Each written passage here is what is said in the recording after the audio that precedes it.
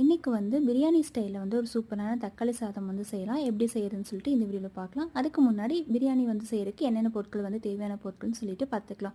பெரிய வெங்காயம் வந்து நீளமாக கட் பண்ணி வச்சது 2 எடுத்துக்கலாம். தக்காளி ஒரு 4 தக்காளி வந்து லைட்டாக வந்து மிக்சியில் அடிச்சுக்கலாம். ஒரு 6 பச்சை மிளகாய், மல்லி, புதினா அது 2 கொஞ்சம் எடுத்து வச்சுக்கோங்க. அதுக்கப்புறம் பட்டை, சோம்பு, கிராம்பு, ஏலக்காய் இதெல்லாம் 2 எடுத்துக்கலாம்.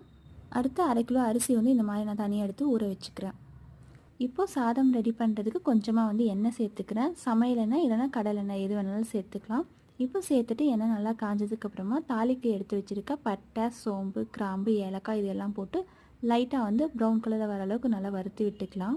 இப்போது அடுத்து வந்து பெரிய வெங்காயம் நீளமாக கட் பண்ணி வச்சது வந்து இதில் சேர்த்துக்கலாம். வெங்காயம் வந்து சேர்த்துட்டு இது நல்லா ப்ரௌன் கலரில் வர அளவுக்கு நல்லா வந்து வதக்கி விடணும். இதுதான் உங்களுக்கு கொஞ்சம் டேஸ்ட் கொடுக்கும். அதனால் நல்லா வந்து வதக்கி விட்டுக்கலாம்.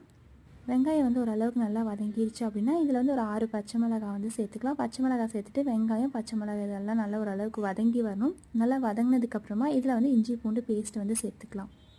இஞ்சி பூண்டு பேஸ்ட்டில் வந்து இஞ்சி வந்து 2 டீஸ்பூன், பூண்டு 2 டீஸ்பூன் இந்த மாதிரி சேர்த்துக்கோங்க. சேர்த்துட்டு இதோட ராஸ்மெல் போகிற அளவுக்கு நல்லா மிக்ஸ் பண்ணி விட்டுட்டே இருக்கணும். அப்போ தான் அதோட பச்சை வாசனை வந்து ஓரளவுக்கு நல்லா போகும். இப்போ ஓரளவுக்கு நல்லா வந்து வதக்கி விட்டுக்கோங்க. ஒரு 5 நிமிஷம் இந்த மாதிரி வதக்கி விட்டுக்கலாம்.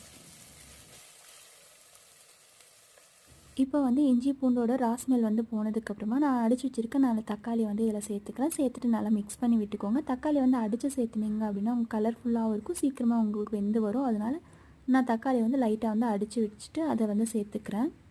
இப்போ வந்து நல்லா மிக்ஸ் பண்ணி விட்டுட்டு நம்ம எடுத்து வச்சுருக்க மல்லி, புதினா இலை வந்து இதில் சேர்த்துட்டு நல்லா ஒரு 5 நிமிஷத்துக்கு நல்லா வந்து எண்ணெய் பிரிஞ்சு வர அளவுக்கு நல்லா வந்து வதக்கி விட்டுக்கலாம். இப்போ வந்து இது எல்லாமே ராஸ்மெல் போனதும் இதில் வந்து 1 டீஸ்பூன் அளவுக்கு மிளகாய் தூள் வந்து சேர்த்துக்கிறேன். 1 டீஸ்பூன் அளவுக்கு பிரியாணி மசாலா வந்து சேர்த்துட்டு நல்லா மிக்ஸ் பண்ணி விட்டுக்கிறேன். இப்போ வந்து இது எல்லாம் நல்லா மிக்ஸ் பண்ணி விட்டுட்டு ஒரு 5 நிமிஷத்துக்கு நல்லா கொதிக்க வச்சுக்கலாம். இதில் நீங்கள் தயிர், லெமன் வந்து சேர்த்தணும் அப்படிங்கிறதே கிடையாது. சிம்பிளாக நீங்கள் இந்த மாதிரி கூட நீங்கள் செய்யலாம். இப்போ ஓரளவுக்கு நல்லா கொதி வந்ததுக்கப்புறமா இதில் வந்து நம்ம அரிசி கலவை வந்து தண்ணி சேர்த்துக்கலாம். தண்ணி சேர்த்துட்டு இந்த சாப்பாட்டுக்கு தேவையான அளவுக்கு உப்பு சேர்த்துட்டு நல்லா மிக்ஸ் பண்ணி விட்டுக்கோங்க.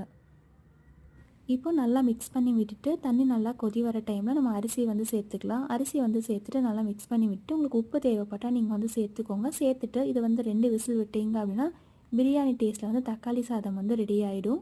இப்போ வந்து 2 விசில் விட்டதுக்கப்புறம் பார்த்தீங்க அப்படின்னா இந்த மாதிரி டேஸ்டியான தக்காளி சாதம் வந்து நல்லா உதிரியாக வந்து ரெடி ஆகிடுச்சு. இது வந்து நீங்கள் சீரக சம்பா அரிசி இந்த மாதிரி சேர்த்து செய்யும்போது இன்னுமே டேஸ்ட் நல்லாயிருக்கும். அதே மாதிரி நீங்கள் வேணும் அப்படின்னா ட்ரை பண்ணலாம். ஸோ இதே மாதிரி ட்ரை பண்ணிவிட்டு எப்படி இருக்குன்னு சொல்லுங்கள். மறக்காமல் இந்த வெள்ளாட்டு சேனல் சப்ஸ்கிரைப் பண்ணிக்கோங்க. தேங்க்யூ.